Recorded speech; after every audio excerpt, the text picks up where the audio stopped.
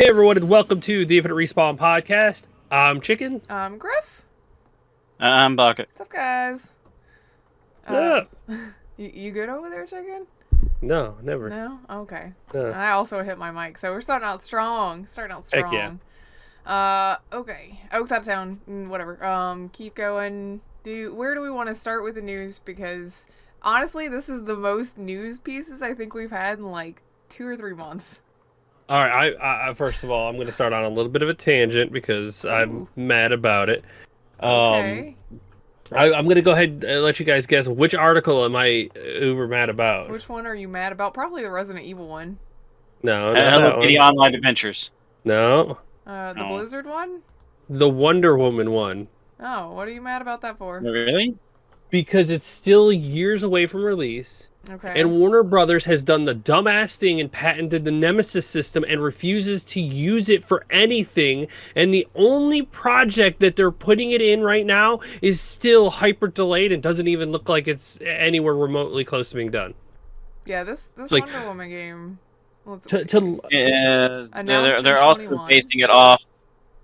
Just from what I've seen of the little bit I've seen of the game, it looks like they're basing it off like the old DC universe, the movie universe, I guess, or at least the style or the look of her. And I'm like, it's a bit late for that now. Yeah, like it's frustrating because you can think of your favorite game. You can almost put the Nemesis system in any of our games and it would work. Having individualized enemies be able to come back at any point, like in Fallout, if they were raiders and whatnot, you destroy their place and then you're out exploring and next thing you know, you get ambushed by the guy you killed. It's like, oh shit, he's back. I'd be pretty upset about that. That would add a lot of... Baldur's Gate 3. Oh, wait. Please Yeah, don't. kill a hobgoblin. He comes back like way stronger later in the game. You're like, oh fuck, he's just slapping me around now. Like they just random big enemies will just interject into your combat. It's like you're fighting the spider down under the well, and then the guy that you killed earlier comes back because he's pissed. A mind flayer comes back because he's pissed. You didn't kill him then. Like there are so many styles that you could put this in. Batman games would work. Assassin's Creed games would work. Hell, Helldivers games could work. Like all these different things could use this kind of dynamic system that adds depth and life to the enemies. But they're just using it for this.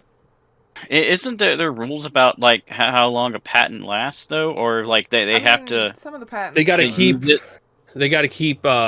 They do have to use it. They can't just sit on it and hold it. But which I mean, they have been sitting on this. They've only been sitting on this one for 5, 6, 7 years, something like that.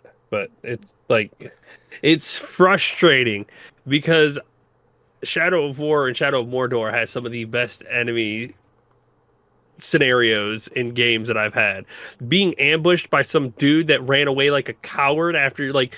You jump him, and all of his lackeys come in, and then he scurries away.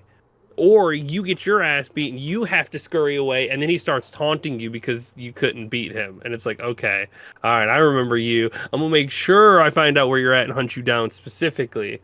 Then it just becomes a nemesis style, literally. You kill him, he comes back, he kills you, he gets promoted, and it's just this back and forth with NPC styles. It's just... disappointing to see this kind of system. The game itself just wasted. It says they're years away from launching, if it ever actually launches, which I feel like they're probably not. But one of the things that caught my attention is Jason Schreier wrote the report about it and everything and said that there's a culture of ineffectual trend chasing and wasted development time. That's something that irritates me about a lot of games. A lot of games is that the big corporate people want a game and they want it to make all of the money, infinite amounts of money, but they want it to be something that's cool and trendy so that they can make sure that they get that infinite amount of money without taking into account that those trends change so quickly and you can't base a product around a trend. You need to have a game that's good on its own, and if it has some of that stuff that ends up being trendy, cool. But if you're chasing the trends, of course your game's never going to do well. It's just not gonna happen because you can't keep up with that Also going to stuff. be stuck in development hell forever. Because the trend Yeah, kind of changes. like Duke Nukem Forever. Forever in hell. Hell ever. Oh, it was forever in hell, and that's because they constantly kept chasing after the trends and shit. And look how that fucking turned out. Yeah. Mm-hmm. I just Mm-hmm. I don't one, I don't think it's gonna launch, but two, if it does, it's No. probably gonna be mid at best, you know. Yeah, I think the Nemesis. Well, I think it'll be okay, and as long as the gameplay system in there works well enough, it'll have fun enough gameplay to be a good game. Will it be groundbreaking? Probably not. Will it add something to the Wonder Woman IP? Probably not. I'm not entirely sure why they decided to go with that one. But there are so many options and variations that if they got somebody in there who actually had a creative vision, would be able to make a great game. But instead, they're just using superheroes and trying to shoehorn an incredible system into it. It's like, you guys have no idea what you're doing or what you're trying to make. You're Well, just like, it says that they shifted to a more traditional action adventure style, so they may have just scrapped that altogether. exactly. It's frustrating because Shadow of War came out in 2017. We were in 2025. In 2027, it'll be 10 years that they have just been sitting on the Nemesis system and not doing anything.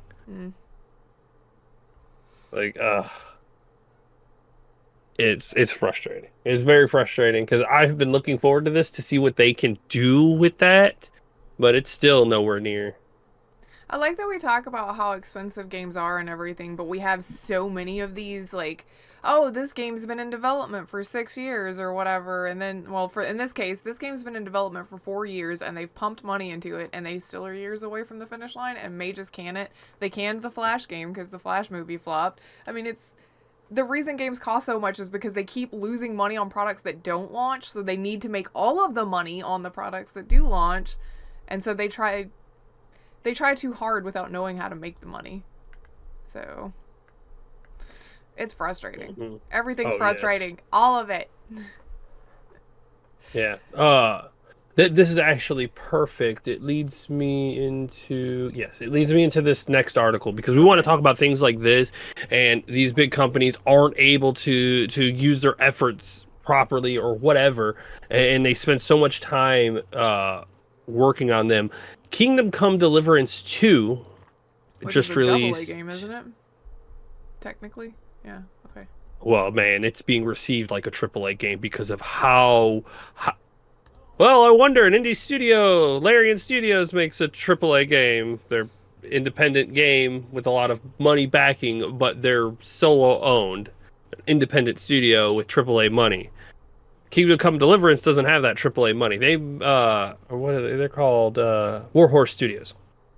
They released their first game, Kingdom Come Deliverance, in 2018. Oh man, Okay, it's been a while. after Shadow of War. Okay. So Shadow War came out, and Kingdom Come Deliverance came out like 6 months after that, and now Kingdom Come Deliverance 2 has already come out. So they have been able to make a whole new game that has expanded on the greatness of the first one, and it is good. Every person I have seen talking about this game is just blown away how absolutely immersive it is. The systems, the gameplay, the story, like everything is just immaculate. Like, if you want to play an immersive game, you play that thing because watching some of the combat, it's very difficult. It has got a very high skill ceiling, but Yeah. it feels so good to play. You're not a For Honor player, so I was kind of like that's the wondering if I kind of might like it, and then I saw some of the combat, and I was like, I'll probably get angry. So, Like Griff yeah. might enjoy the story aspect of it, but yeah, the combat is where she's going to get frustrated with that. yes, because it is. It's definitely very skill based. You have to be able to react, and like you would be fine if you gave yourself enough credit because you play enough shooters like that, so your reactions and understanding is good enough. You would just have to be okay with the learning curve. I mean, sometimes I'm good at that. Sometimes I'm good at the hard ones on accident. Like you could honestly, like if we'd only buy a copy, but you would be fine. I'm still waiting to get the first Kingdom Come Deliverance. I think I can get it for like $5. But Didn't you play it on Xbox or something? I did. Okay. I watched this game before it came out too, way back when, and I was like, man, this game looks crazy good. It came out, it was good, everybody enjoyed it, and the second one has just blown everybody away. Oh. And they're not a AAA studio without AAA money. Wonder what Warner Brothers doing there with more time than this game had to make, Yeah, but and that's still what I'm haven't delivered saying. Is the anything. people who made this game had a clear idea of what the story was that they wanted to tell and how they wanted it to play, and so they made it. Whereas companies like Warner Brothers are like, how can we make the money? Give us something that makes the money, and that's just not how it works with Yeah, these things. the AAA is more all about the money, and then the indie and independent ones are more about how can we make a good game, How can we make a good and Yes. game? How can we have fun? What story do we yeah, want to tell and that's people? why most people have turned away towards AAA and gone with that things like this more because they know they're going to get a good game and not just, hey, we threw a bunch of shit in it and that we saw trending and And then it ends up have being fun, confusing give hot us 80 garbage. bucks. See, Yeah. Yeah. this is why studios like Warhorse and Larian are going to start poaching off of the big dogs. Because the people with actual creative directions and visions and passion for it are going to get tired of running the wheel in these big ones, not really doing anything, getting a paycheck, making a mesh, going home, and they're not really getting any credit for anything. Yeah. These studios like this that have a true vision, which is what these big studios lack entirely, is I don't know if the people that they hire are visionless or the company forces them to change the vision constantly or It's whatever it more is. them being forced to change shit. But it just I feels like guarantee you that that's what it is. they just can't stick to something that they see, like with Dragon Age, the Veilguard. It feels like it became visionless, like the vision just wasn't there and they spent so much time and it just turned out mediocre and things like that, where you have people that are passionate about their projects who have a vision for their game, and then you have everybody around them that's like, that looks great, that sounds great, I want to work on that. They come into work every day and they're excited to see what their project's going to be, so they get more things like this, which this it will eventually come to hit the bigger companies as the years go on, and games like the Kingdom Come Deliverance 2 and Baldur's Gate 3 and all these indie games that are popping up and kind of stealing a little bit of the water from the big oceans are going to eventually become the big ocean, and the other ones are going to be like, why aren't we making money? Well, you see, because you're not making games anymore, you're just making So some of money, them it's trying going to to make take a money. while for the ship to sink on that because you Yes. have like EA that can rely on like their sport games like Madden and shit. Like no matter what, those are always going to sell every year. And then Yes of and course, no. It's like I watched the stock market a little bit. Like EA got scared. You could see it in their press conferences and things like that, that their stock took a massive hit because people became what's the word, trepidatious in their projects going forward. So people started pulling money out of their stock, and they're like, shit, how do we get that back? Now they got to figure out how to get it back, because now the faith in the company is starting to wane. And yeah, they might be still making money, but it's not enough money. And now the stockholders are like, that's not enough money. People are pulling out, money's starting to slip away from them underneath, and they got to try to figure out what to do, which is why. well, I mean, yeah, that's the ship is sinking, but it's just a slower leak in comparison to some of the others Very because true. like I said, they do have the sport thing, the sport games and stuff like that to help them stay more afloat. That's very true. Uh, but that's a perfect segue into the next article too. They had the audacity to blame live service for Dragon Age not doing very well. Yeah, it's because originally EA wanted it to be a live service game and then decided against it and wanted it to continue to be its single player focus, which was the right call However, they were just rudderless and tried to put too much random stupid Yeah, stuff. they stuck their Yeah. hands in the cookie jar fucking too much. Well, Oh yes. I mean, it wasn't just EA. I think the writers didn't have a clear vision on Well, what the they writers wanted had a either, but the writers had a vision of what they thought the series was or needed, which if you've played any of the other Dragon Age games, a lot of the tones and a lot of the writing styles was just so off from what Dragon Age was, because it always dealt with serious tones and things like that, but those weren't really relevant or prominent at all or even mentioned, and a lot of the comedy felt forced and modern. Like a lot of things did not go right in the production of that game. well, what Andrew Wilson, the vampire, actually said was in order to break out beyond the core audience, games need to directly connect to an evolving demand of players who increasingly seek shared world features and deeper engagement alongside high quality narratives in this beloved category.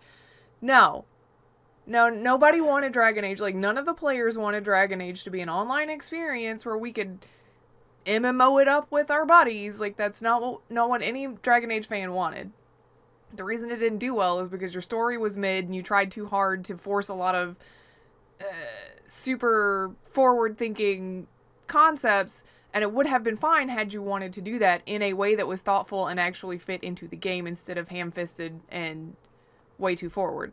Again, I don't have any problem with any of the concepts they wanted to include in the game. I have a problem with the execution of how it was included, and the game suffered for it. Putting it into an online setting and being like, well, here we go, why don't you and 20 other people do this cool dragon fight, is not Dragon Age. And it's never going to be Dragon Age. Just because online games are popular does not mean every single player experience should be an online game. I would also argue, really? Like, now that I'm thinking about it, because I'm playing Fallout 4 again. Sorry. They did, with Fallout has been a single player experience all the way up until they did 76. 76 launched in an atrocious state, and it has a nice, like, cult following now, but I don't think that you could argue that that would be bigger than a standalone single player Fallout game at this point. I think the single player Fallout game would still do more numbers than the amount of current players playing 76. Yes and no. They make so much continuous money off of 76. That's the thing, is that the money that they've made from when they launched it to now is gotta be ridiculously high. They probably could have used that to alone fund a whole other game. I guess. Maybe. But I stand by your point. Like, it doesn't need live service. Does Baldur's Gate 3 have live service to it? No. No, it's completely empty. There's no connecting to other players. No, it's just... I mean, you can play 4-player co-op or 8 if you have a mod, but it's co-op. Yeah. It's not a live service where I need to buy skins and expansions and, like, cool new, like, buy this ability trick pack and shit like that. Like, nobody's buying emotes for Baldur's Gate.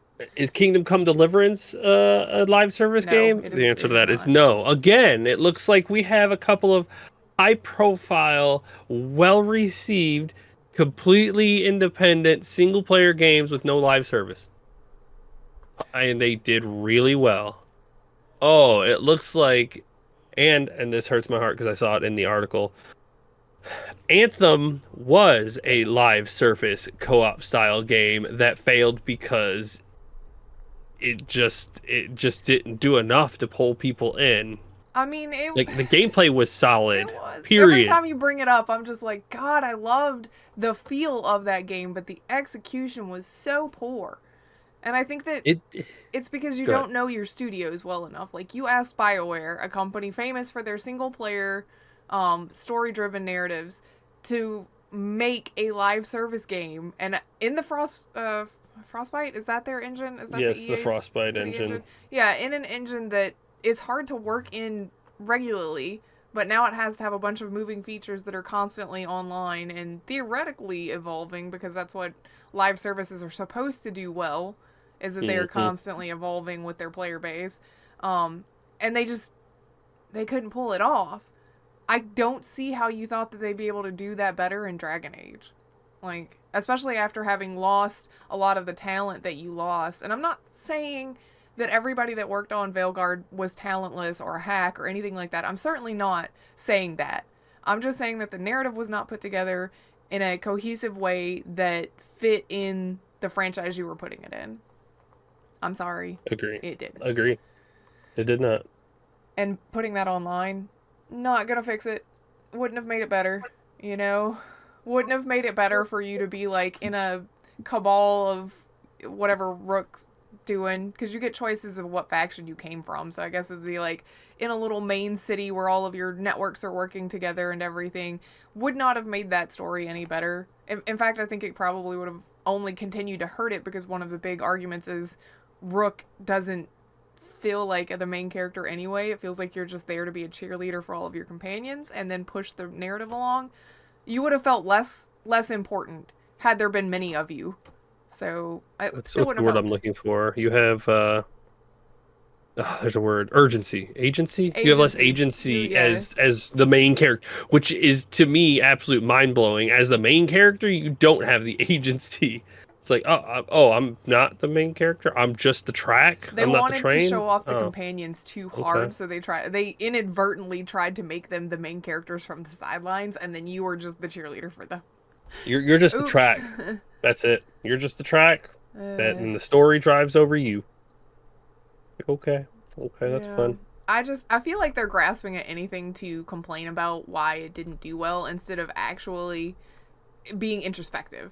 They're looking for outside factors that made it bad. Oh, it didn't work out because we didn't make it a live service and everybody wanted it to be an online live service game. It's like, no, everybody wanted it to be a thoughtful and well-written single-player story. You did not do that. No, nobody wants a single-player story That's anymore. The problem is so many of the big companies think that's true. And it's, Baldur's Gate 3, Kingdom Come Deliverance. Don't worry, I'm sure there'll be another one this year, if not. GTA 6. Well, that will have online, but it probably won't have online to start with. They'll probably sell a ton of the copies and move as fast as it can. Keep GTA 5 online for a while, and once they start seeing the numbers start influxing, they'll start trying to migrate people over to GTA 6. Yeah, I mean GTA 5. It took them a little while to get the online. Exactly. But that's my point, is GTA 6 will sell as a single-player, story-based game. And it will do numbers. It will. Yeah, and that's even before the multiplayer just goes boom. People will buy it because they want to play GTA, and not because they expect that GTA will be an instantly... Oh my god, I pushed the button.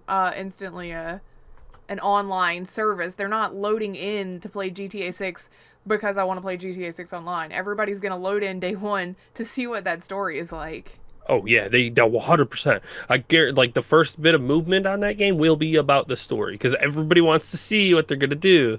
GTA usually has a pretty decent story. You tied that in, I know, because we have an article about it, and the article is about how it says GTA 6 is still on track for this fall, but I don't know if it is. I mean, a lot of people are talking about delays and stuff like that, and I don't want it to come out a la Cyberpunk a few years ago, where it's mostly broken. However, I think if a franchise could get away with that, it would be a GTA. GTA 6 will not be broken on release. The thing is at least not the story mode. Yeah, I was about to say exactly what he was about to say. They have finished this sandbox so well and have polished it up so much that the insulated story of it is going to be what's released first, and it will be perfectly done, but it will be isolated. There's not going to be any live service parts or things like that. The story of the game will just be an isolated piece, and they can go, this is done, it's fully baked, it's ready, enjoy. We're going to work on the rest of it, the multiplayer, the expansions, or whatever else. We will work on that on the side. But this part of the game is done, and we can give it to you now for $100. So, but yeah, the multiplayer is what's going to need work, because they got they bought 5M, and I'm sure they're going to try to implement that into the multiplayer or the online aspect in some way for the GTA RP community, so that they can dip into that money. Yeah. Yep, and because the game and because they're not going to do anything with GTA 5 multiplayer and they're not going to have this, they're going to give you the story and it's like, all right, cool, you can play the game, you got the story, all of that. You could play RP on GTA 5 and eventually you'll get it over here, but you've got the story, you've got the game. We'll give you the rest later. It's not like urgent or things like that, but it lets it's also a brilliant marketing strategy because it gives them a double release. It You sell the does. game hotcakes like unbelievable fire. It just goes. And then everyone's like, okay, we're waiting for multiplayer, we're waiting for multiplayer. And then multiplayer gets a release date, and everyone's like, I'm going to buy my copy now. And then all of those multiplayer people buy it because they're waiting for that release day. So it's double And then they're tipping. gonna dip in again for PC. Yeah, exactly. Uh, But yeah, so we'll see if it releases. If it releases this year, I guarantee I know what's getting game of the year. Yeah. Rockstar is. I mean, they make good products, but they are also very predatory when it comes to how they work their numbers. And you're right. Because not only Well, will you they're- get that But at first. least they're making the good products, unlike other AAA companies. That's Yeah, true. what he said. At But least then you'll they get can that make a first damn good bump of game. like new players coming into the online stuff, and then you'll ban out half of them, knowing that they're gonna buy another license to go again. Because that's what. Yeah, well, I Rockstar mean, does. to be fair, most of them are probably going to do stupid shit to get banned anyway. So Yeah, Yeah, a lot that of is them will. fair. Although there was a lot of those cases where a griefer would run up next to you and drop money, and it counted because you know have the vacuum on as you taking the money, so they'd ban your account too. So there was definitely cases to be made for I didn't do anything wrong, but I would say a lot of the GTA audience also does do bad things. yeah, Oh, like yeah, I for sure. when I got the itch to play around with GTA a little bit online, like I would just like pop into the public ones every once in a while, because some of the things I had to do required it, unfortunately, and yeah, like you go in there and there's people already spamming like hey, do you want this in? I'll spawn it in for you. And I'm just like, don't. I'm just here to do what the little thing I need to do, and that's it. I'm good. Yep, leave me alone. I'm good. I'm gonna go take care of it later. Just leave me alone for now. All right. Well, what else do we have? I What? I will keep with my shitty little vehicle. Yeah. Yeah. Or you spawn in and get a tank drop on Uh, you and you're dead. shit. The tank's not even an issue anymore. It's those fucking flying bikes that shoot rockets. uh, Anyway, not really much of a good transition for this one, but I nah. think I just want to jump into the World of Warcraft one because Okay. they announced it or showed it or gave a little bit of a hint of it, which is pretty neat. It's exactly what I said it was going to be. First of all, yeah, that's right. Tell me I'm right.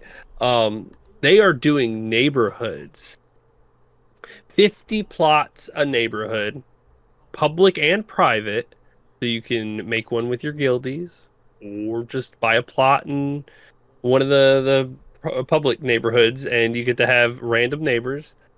You can move freely. You don't have to buy it. You don't have to rent. It'll stay there forever. Once you own it, it's yours. You can move. Like you'll have to put it up and then go pick up a different plot or whatnot. They want to make it so that you can edit every single thing as freely as you can or want to on your property. So it lets everybody design their house and their lawn and everything as much as they can, which I think is pretty neat. Uh, let's see. Players can share the rewards. Setting ourselves, it's time to take a bold statement. It's time to set ourselves up for the next 20 years, 20 plus years. So, what does that also say?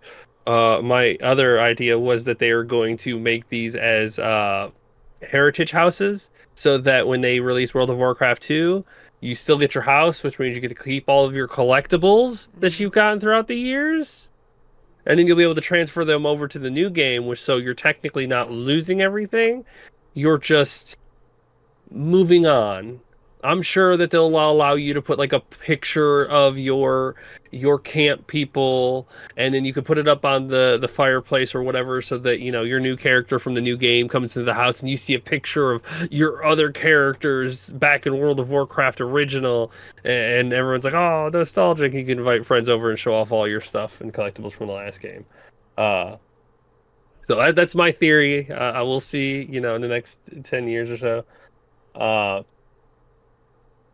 Oh, okay, that's the Final Fantasy 14. You have to enter your house at least once every 45 days to maintain your house, or For it's Final Fantasy.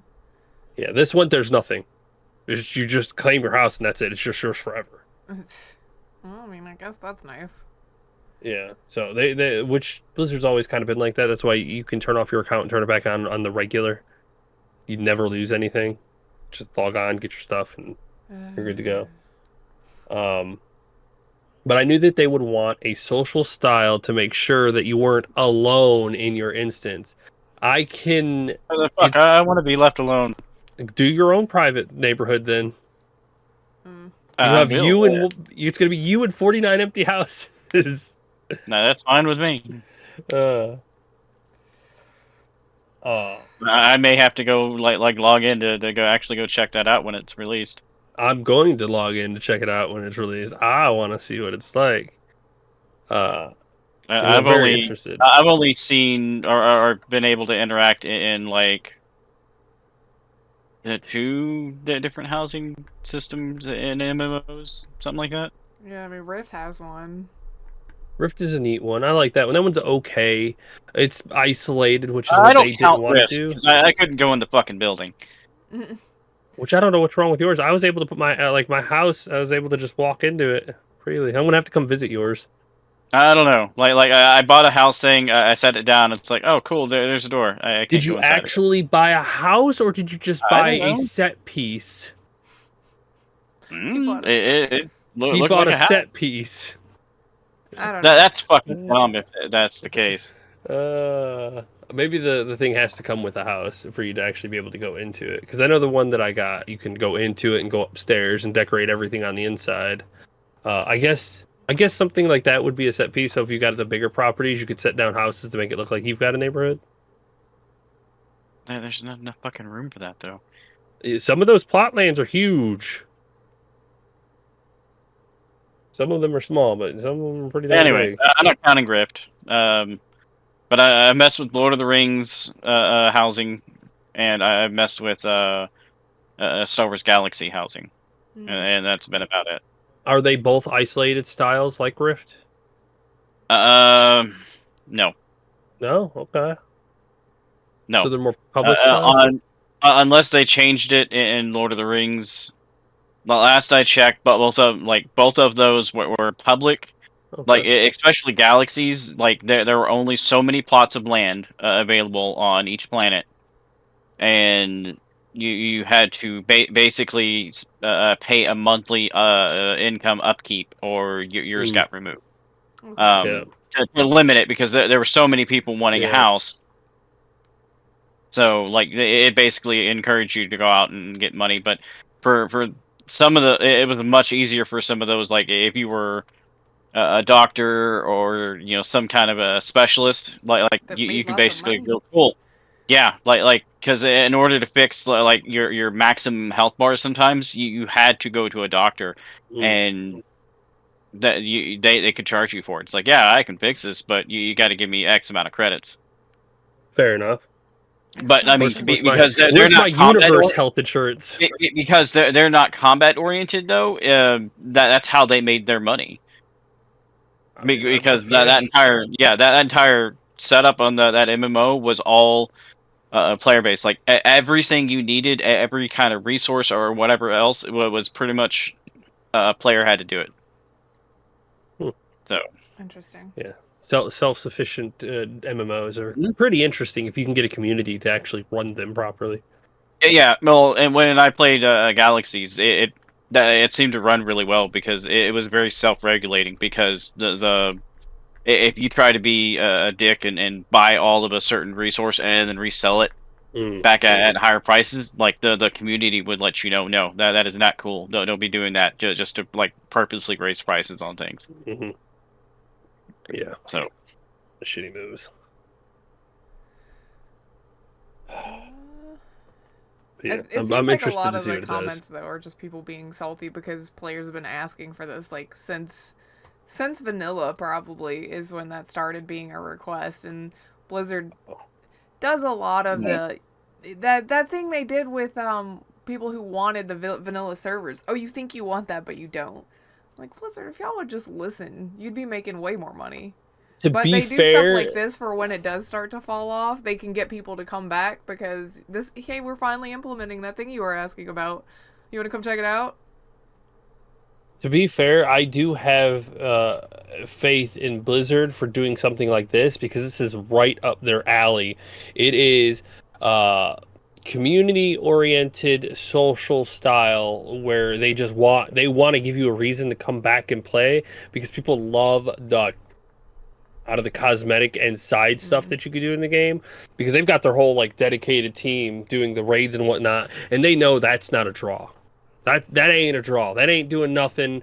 Your players that are playing are already playing it, and even they get bored of it, and nobody really kind of is like, oh yeah, whatever. Even your little delves thing or whatever people enjoy. But this is it should be a fully functional social style part of the game that is easily accessible to anybody at any level. So you want to try it out? Come play the game. Go get your house.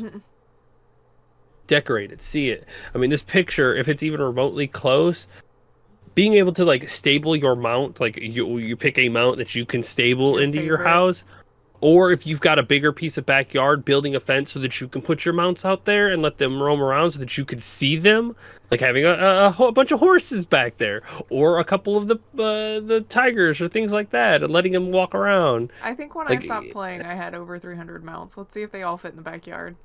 you'll probably only be able to put so many back Yeah, there. I'm sure, but wouldn't it be cool to be like, oh, I opened the back door and my game completely froze because the server can't run my 346 mounts that are wandering free roam in the backyard. That ain't nothing. You log into the Uh, main city and you've got like 6,000 mounts that are loaded I up right mean, there. true, true. Uh, but Actually, be yeah. 345 outside, all looking in the window at that one that gets to be in the inside stable.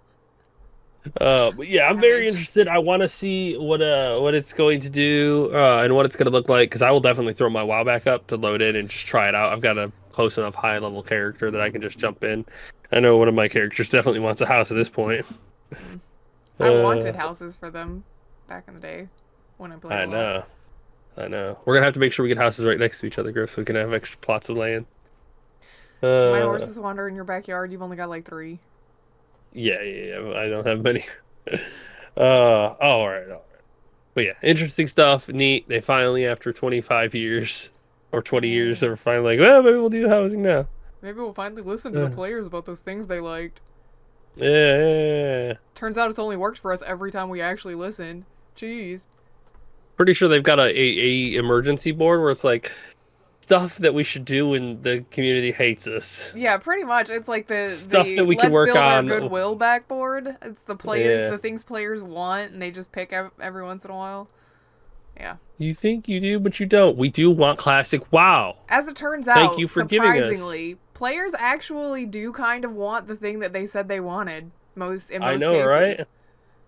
I'll never forget the year I where mean, they showed if it's off only Diablo like Immortal. a handful of people asking about it, yeah, you can might be you can probably get away with ignoring it. But if the vast majority of them are going, hey, we want this, Maybe you should fucking listen. maybe.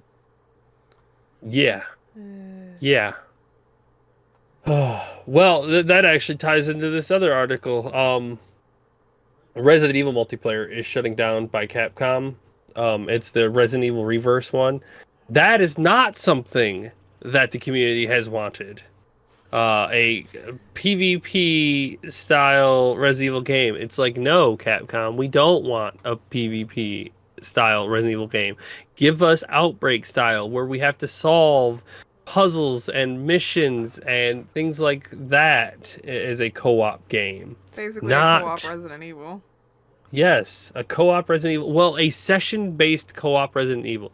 It's kind of like trying to think of the game, the Whisper Mountain game that we tried out, Griff. It's kind of like that, where Yeah.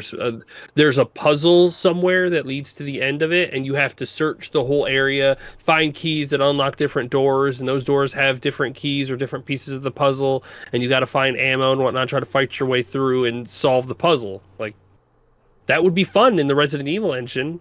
It's a good engine. It feels good to play. Having your friends, being able to play with would be a good one, but still, no. I'm hoping someday they will. But yeah, it's not surprising at all that they're shutting off RE-verse. Yeah. So The top comment on the article was, "What they should probably stop trying to make these spin-offs." Was there one called? Yes, there was. Well, one of these days, we're gonna have to find the Outbreak files 1 and 2. Yeah. Chicken, and hook up a couple old TVs and PlayStations and play it together. That does sound fun. But bro, let me tell you, there are these people on the internet that have done some crazy shit. They have full networks behind the scenes that allow you to play Outbreak on your computer and network connect to each other to be able to play with a group of people. Like, it's a huge mod community that has set up this entire thing to be able to run Outbreak 1 and 2 on your PC and still use the network to. They created a faux network to connect the games together. It's wild, but they've done it. They've done it. One of the streamers that I watch plays it all the time with his community, and he's playing it with people, and he's playing it on his PC. I tried doing that shit by myself because I think by the time I found a copy of it, the servers were already offline. I was like, well, shit. Mm-hmm. Yeah. I don't. Griff would not, which is why we needed a modern version. Griff and the rest of them could not play that because it is a fixed camera style. I don't like that. Yeah. Well. Yeah. This thing right here, I can send this to you, Baka. Woo. Yeah, you can look at this, but it is complicated. Okay. Yeah, all right. Y'all are just getting complicated now.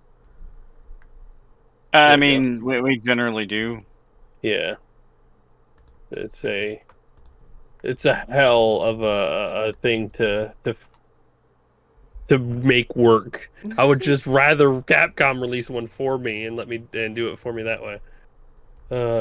Just let you actually have it. Mm-hmm. No, once they're done remaking all the other ones, maybe they'll actually do that. Yeah, well, Resident Evil 9 is supposed to be next on the docket, so we'll see. Maybe they'll release Outbreak or a co-op game with 9. But I wouldn't have too much hope on it.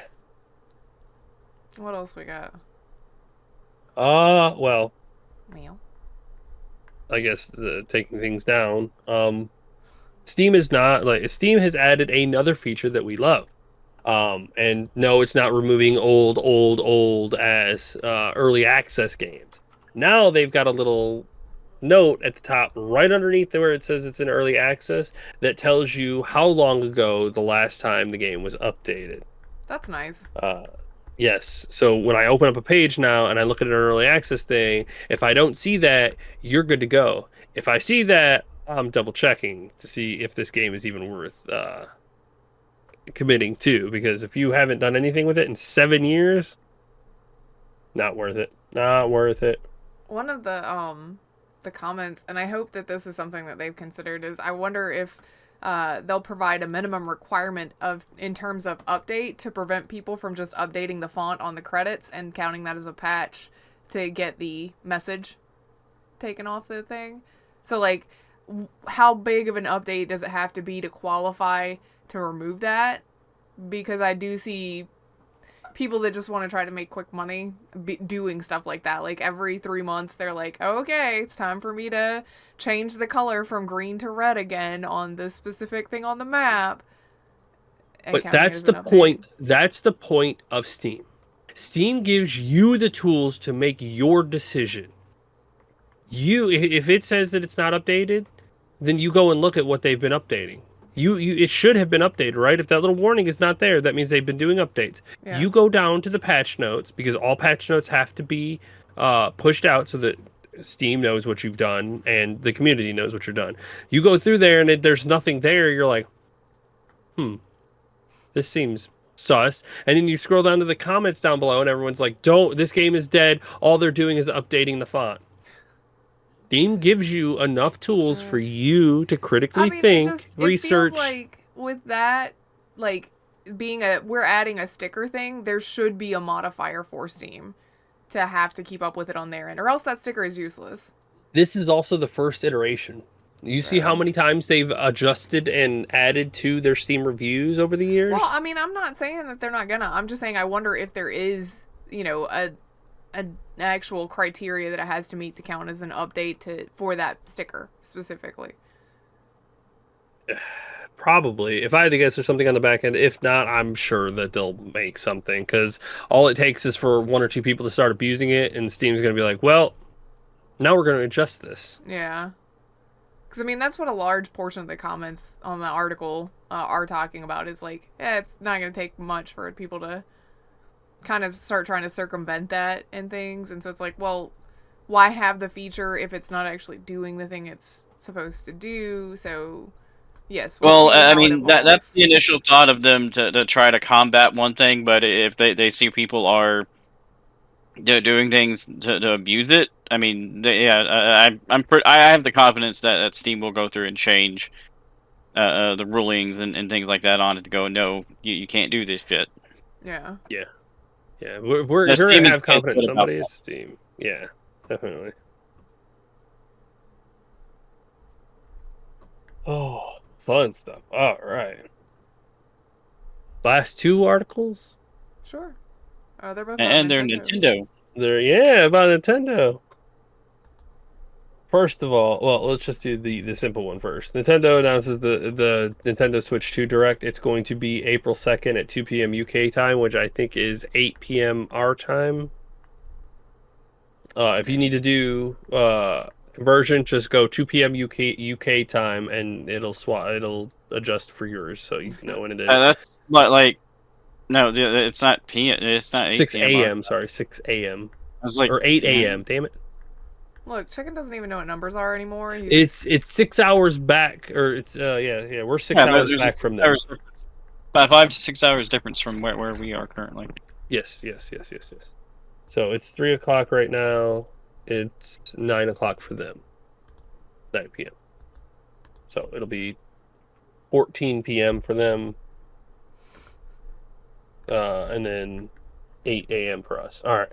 So yeah. Get to look forward to that and see what they actually do. I need to know what the thing is with their Joy-Cons. I need to know if they're actually able to be used as a mouse or not. Which is the other article, by the way, Switch 2 patent seemingly confirms previously rumored Joy-Con functionality. It looks like in one of the pictures that somebody is holding it with its slide face down, and they're almost using it like a mouse. Which another picture apparently shows them using both as mice. Like maybe Baka does with more specialty games like that, but what game could you see using dual mice style movements to play? Fighting games. So Star Fox. Yeah, I could see Star Fox, something with a ship style where you could move it and kind of Mario Kart, Yeah. the steering A lot of wheel. the driving games, yeah. Yeah, he could. So it'll be interesting to see if the Joy-Cons have mouse functionality, because that's definitely where an improvement, I guess, or I wouldn't say an improvement until we see how it works. But that would be interesting to see. Also, but with just even one mouse, that's a possibility for making shooters better. Yes. It'll be interesting to see if they actually have that, because, like I said, that's going to be a big evolution for the Switch, because it'll open up a lot more games, because I think they saw, because if I'm not mistaken, doesn't the Steam Deck have mouse functionality to it? I don't know. I don't know. I don't know much on the Steam Deck. Same. I feel like it might, but I'm not sure. Are you Googling it? I bet you are. Yeah, of course, of course. Oh yeah, it's got the two little mouse track pads, doesn't it? On both sides. Looking at it, I think it's got the mouse track pads right there. Maybe. Yeah, so it's got the right touchpad. Yeah, it's got two touch pads on it. And maybe because they couldn't add more, they didn't have enough real estate, that they just added the mice instead of trackpads, which I think will feel pretty good. So it'll be interesting to see April 2nd, folks, at 14 p.m. UK time. That's right, 14 p.m. Don't worry, it'll be right when we get back from dropping him off at school. I think that's the second, right? I drop him off at school and instantly come home and sit and watch. Hell yeah. April 2nd is a Wednesday. Oh yeah, Wednesday at 8 a.m. Ugh. It's so early, though. You're already up. I know. It's too early to actually be thinking about things, though. You don't have to think, you just gotta watch. That's prior to coffee and everything. Not me. I drink my coffee early.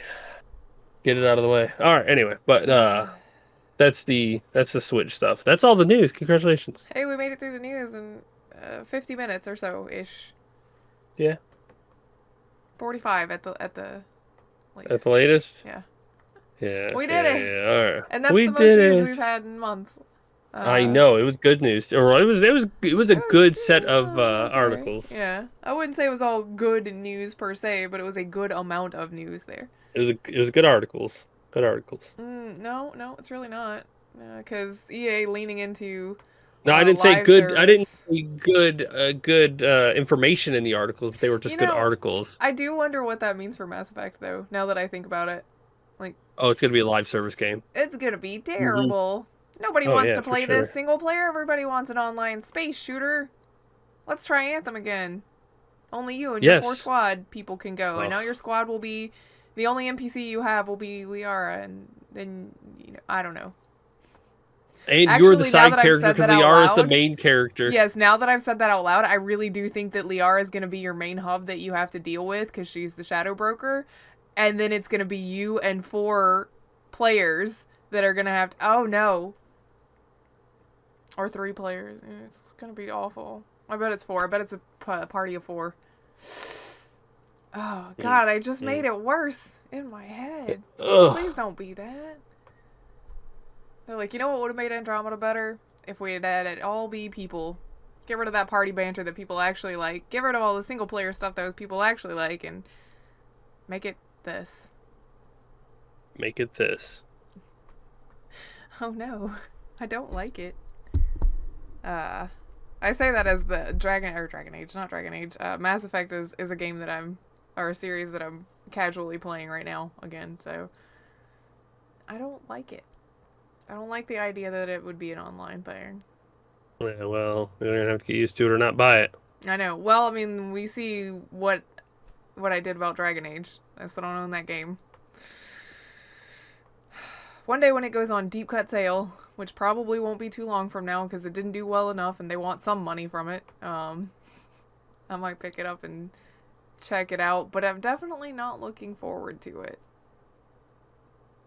Ooh, you want to take bets now? Do you think I will look more favorably upon Veilguard than I did upon the Saints Row reboot? Both departures from previous. No, I think you're gonna not like them for the same reason. Poor writing, poor characters. I do love good characters. It makes me sad. Not that Saints Row had a ton of amazing. That's oxymoronic because she loves bad characters. I like well-written characters. They can be their alignments can be whatever, but well-written there. Hope that makes you feel better, chicken. No. What have y'all been playing? I mean, I know we've played stuff together. Played Black we did, but yeah, maybe we've been doing that. That's fun since sometimes. the two of the five of us have been napping or other things. Yeah. Hmm. Well, it is what it is. But the three of us have been playing Back for Blood, and that game really, I think I said it last night when we were playing. That game came out at the wrong time. It is really fun. It just was not. We weren't looking for that when it was launched. You know. I think it also got a bit overhyped as well at It that did. time. Uh, yeah. Everyone was like, "Yeah, it's gonna be, it's Left 4 Dead again." Yeah, it's like it kind of is, but I mean, I mean, it kind of is, but at the same time, like you don't want it to be a clone, and it's not a clone. But they did add some things that upon first entry into can be a little confusing and overwhelming where they're like, make a deck, you need all of these cards, and at first you're like, what is this garbage, can I not just Well, play the that's why game? you don't. Yeah, that's why you don't worry. That's why you play on beginner because you don't need a deck for that one. But on the difficulties up from beginner, you definitely need your own deck. Mm, So, I do think that it I mean, has a lot of stuff put into it that it might not have needed, but I see what they're trying to do, mm, and at its base it is a fun zombie game, but we just well, it's had so because many of them for so long. it's because they didn't want to rely on mods. So, and the thing that makes games like that survive so long are mods. I mean, I don't know what you're saying. All of my Left 4 Dead people are definitely not the same normal people, and none of the It's infected are the it's normal bec ones. it's because when It's fun. when you make a game and it survives off of mods, the mods become the game. They become the life of the game, not the game itself. It's the Mm, mods that make the game that great. And when they made this game, they wanted to be able to make a game that would be great and stand the test of time on their own. But I mean, I got the whole entire game, all of the DLC and everything for $6. yeah. I think that was a great deal now, and I'm perfectly fine with waiting that long to buy it because I'm not even sure how long ago did this game come out. Let's see. I don't remember when it yeah, came out, it's to been be honest. years. And I don't. Something else came out like alongside it that completely overshadowed it too. I think when it launched, I want to October say. 21st, 21. Okay, so it came out in October, which should be a good month for it, but Oh yeah, something else probably came out that October that was more eye catching, I guess.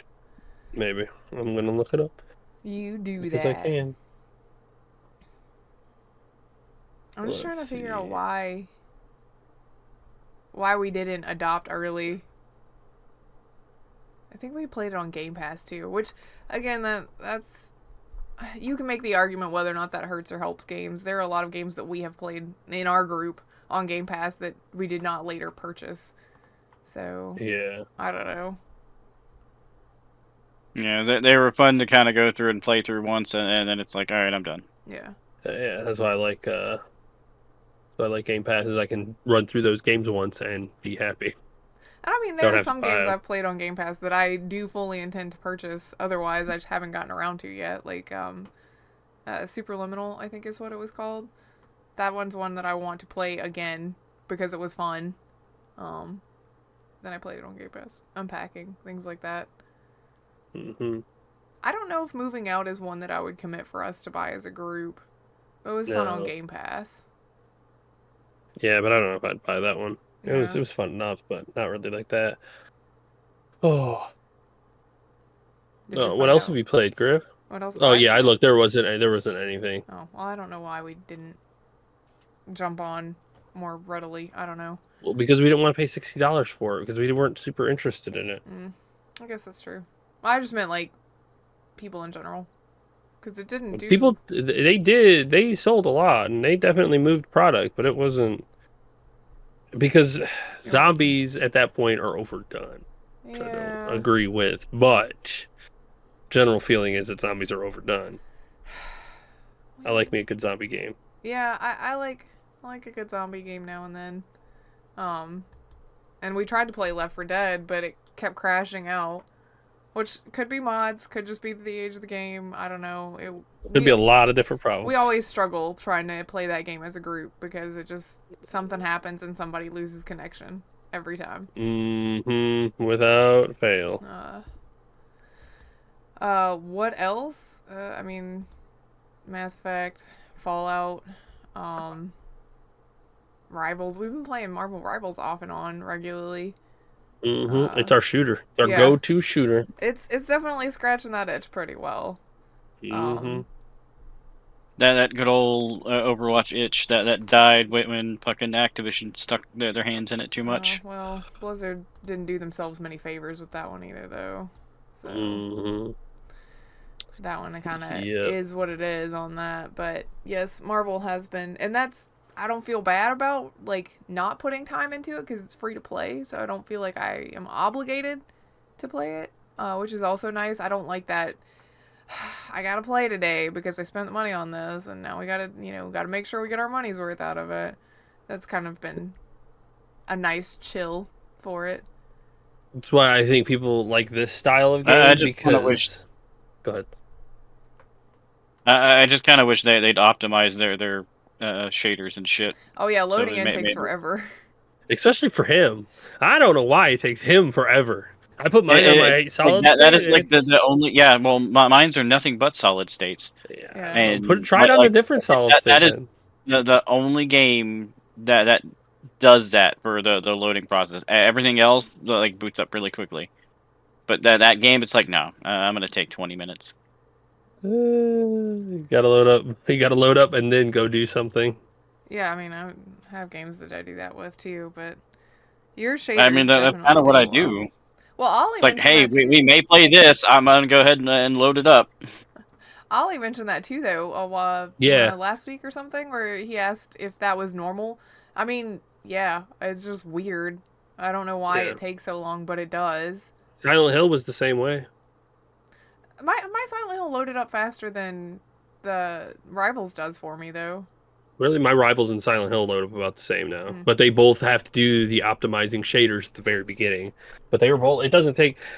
Oh my goodness, playing that game, Marvel Rivals on my normal hard drive was painful. It would take 20 minutes to load through the goddamn shaders.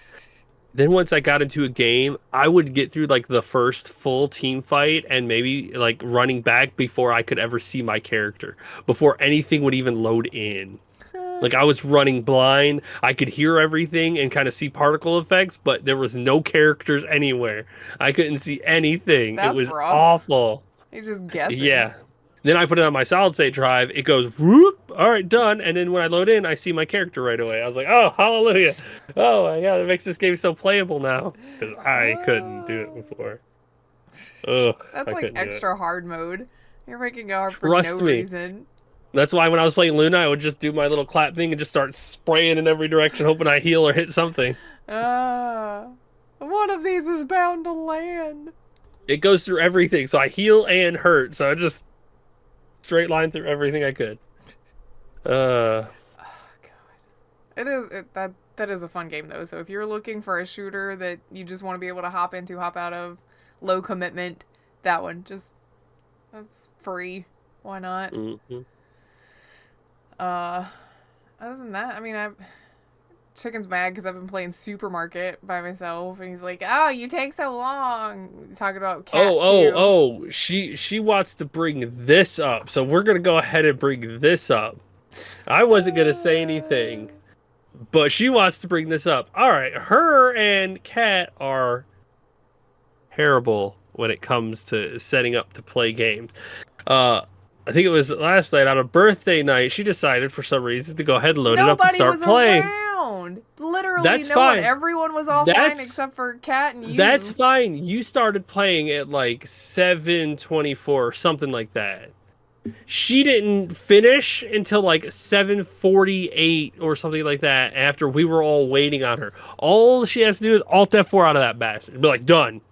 I got people waiting on me. I'm done. You Alt F4, you leave. You can go back and fix whatever the hell happened afterwards. Everybody could have said roughly what time they were going to be there. But when nobody showed up, I was like, I'm just going to open this and play a day then. We've been playing together on Friday nights for like a year and some change. And you think that she would have realized that these people are never on time. Ever. And for somebody's birthday weekend, you wait for them to arrive. Well, that's fine. Now I will know. And her sister is just as bad because I think it was like 2 weeks ago we were waiting on a Friday night and she took like 25 minutes, 30 minutes, and I had to yell at her to get out of the game to come play. Because I just need to move one more. I just need to do that. I need to buy one more thing and move one more people and do one more thing. It's like, no. Alt F4. Get out of the game. Come play. Yeah. Fine. This is why I have a problem with, like, if I have something to do, I get ready like 30 minutes beforehand and do nothing for 30 minutes so that when it's time to go, I'm ready. But these people are like, oh, I got something to do in 30 minutes. This game will only take 87 minutes. I'll just do that. They can wait for me for the other. 87. Yes. Yeah, an hour and a half. So we're waiting 27 minutes on you. But you decided to load up this super slow game of Civilization and play it all the way through instead of just coming to play. Somebody's salty. Yes, being extra late is annoying, especially when we're just waiting on you. And you're not doing anything important. Like, you got a blowout to take care of, or you peed on the floor or something, or there's an emergency happening. Yeah, I get that. You can be late. But if you're not doing anything, you're just playing a different game, and you're not willing to quit when it's time to go, then you need to quit. You need to be stopped. Quit. Yeah, it's Alt F4 time. I told her next time to do that, I'm going to go in there and turn off her power supply. You're like, click. There. You could boot it. You could boot your computer back up faster than it would take for you to stop playing that game. It's not true. You're a dick. Yes, tangent done.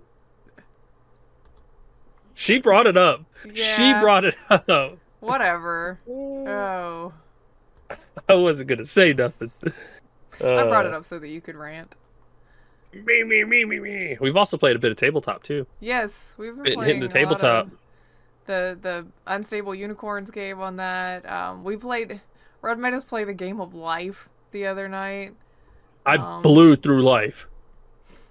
I went boom through life and I did not win at all, but I sure got through it real quick. No, I was the last one to get there. Yes. I could put it out a few times. Black and Red both one ended up with a lot of skip turns and stuff. Yeah, no.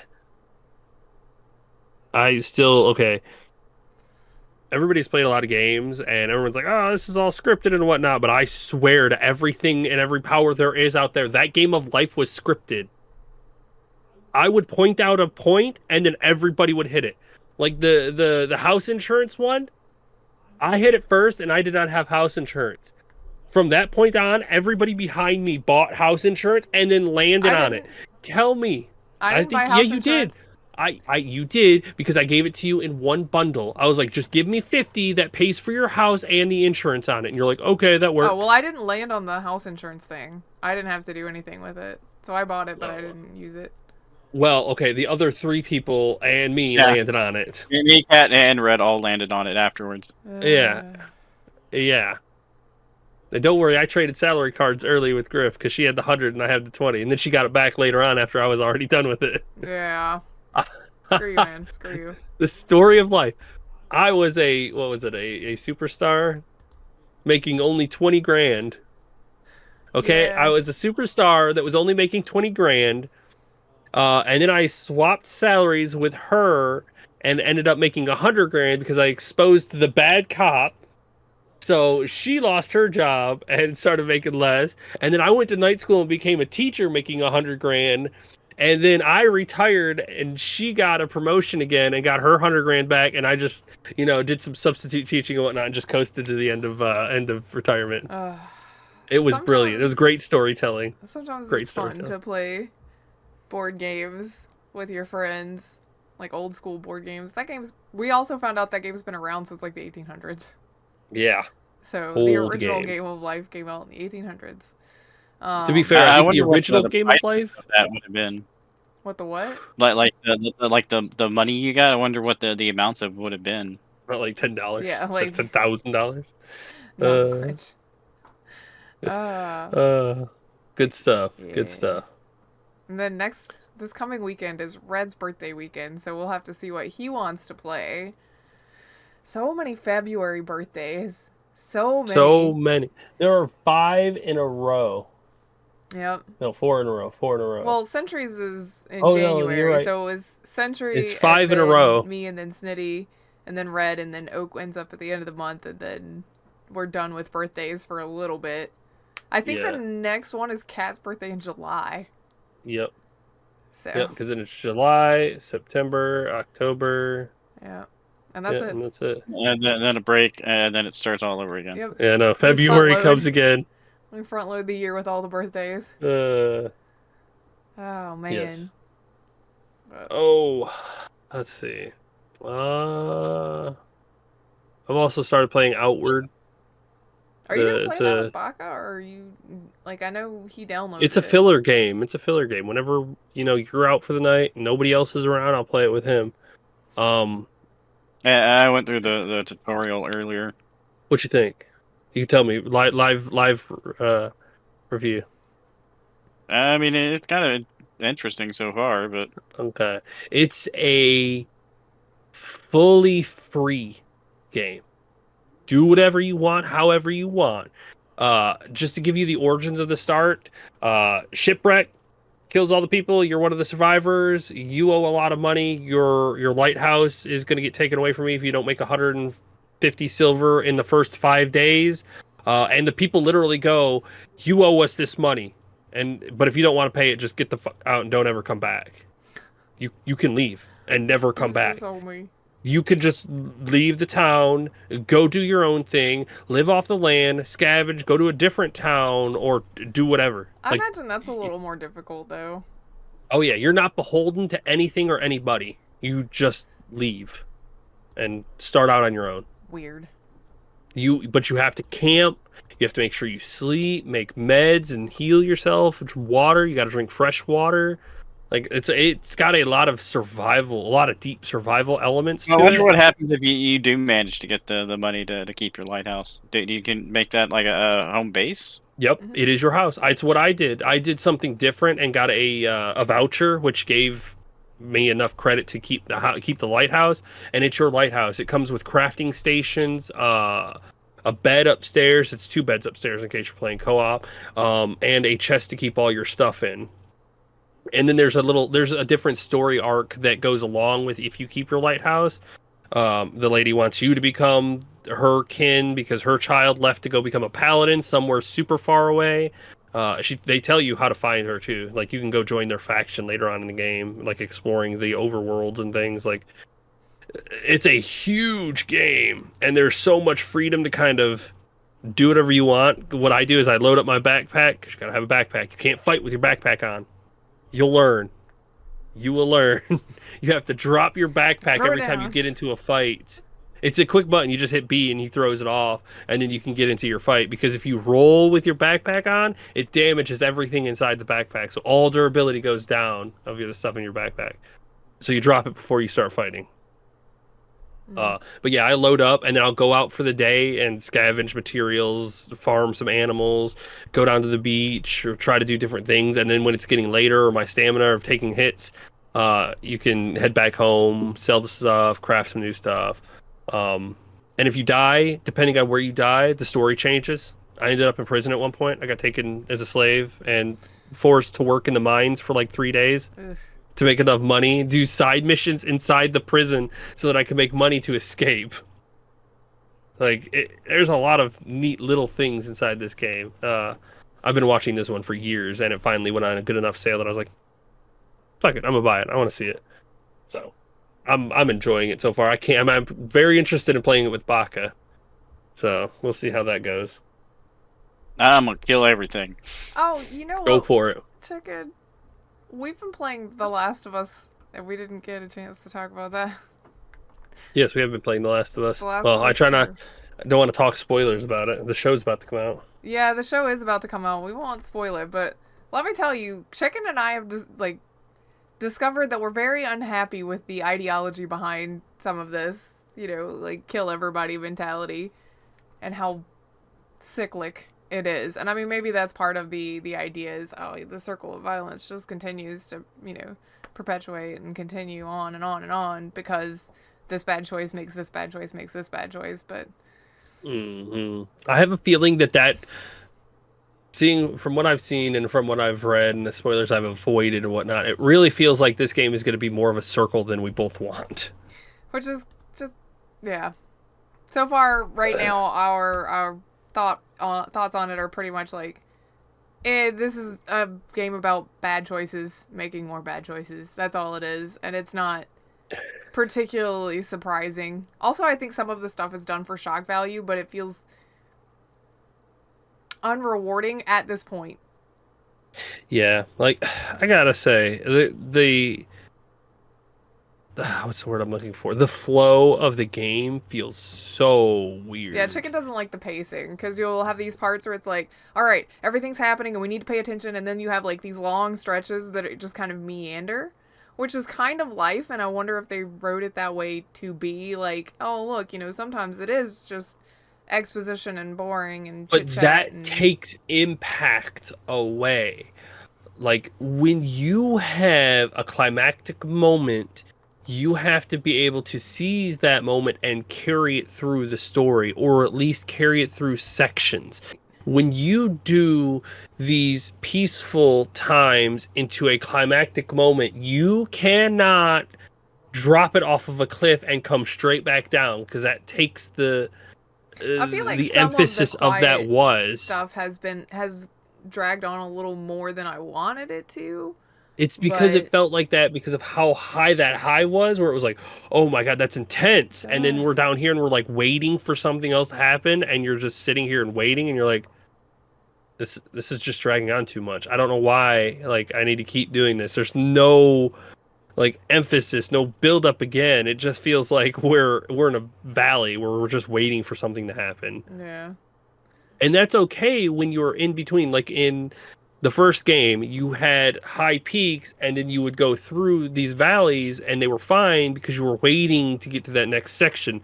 This one, it's like, okay, this feels like it's taking too long. And that last hill was pretty high, and now it's just like it doesn't matter as much because it's so far back. Like, I don't know. It's just weird pacing and the choices that they've made that are where they put them. I don't know. I'm interested to see the rest of the story, but I can't say I'm super impressed with Yeah, it's one of how those it where is. we want to see what the payoff is in the long run, but we're not like, I can't wait to get back to it. I can't wait to see what happens next. It's kind of like I just want to see how it ends, because I feel like I should know how it ends, but you know.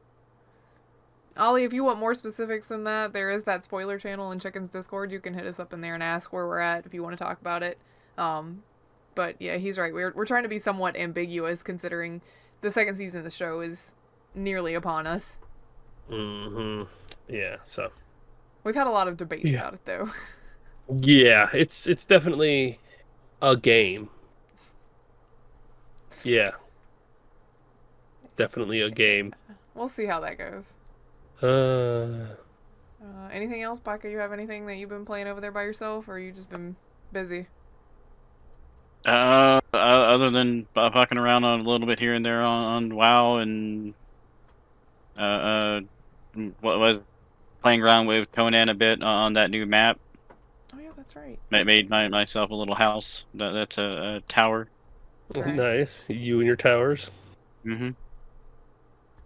I wanted to go higher, but I'm like, I'm fucking tired of farming for shit. I actually want to go explore the map.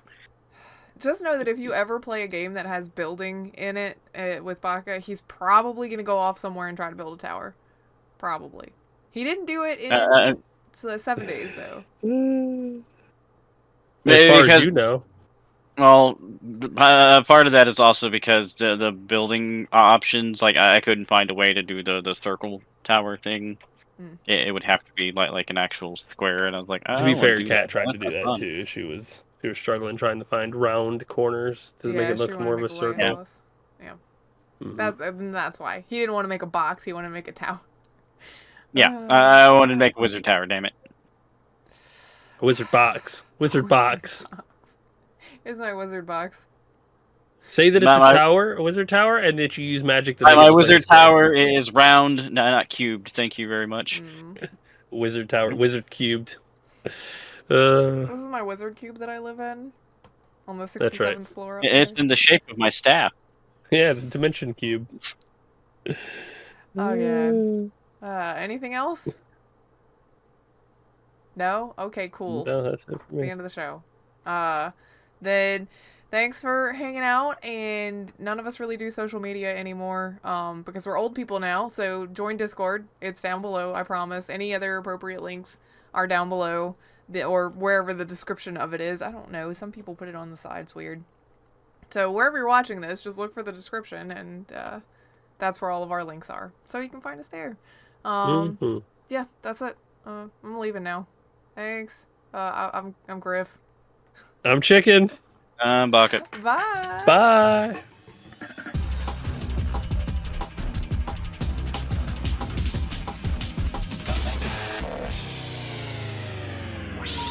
Please hang up and try again.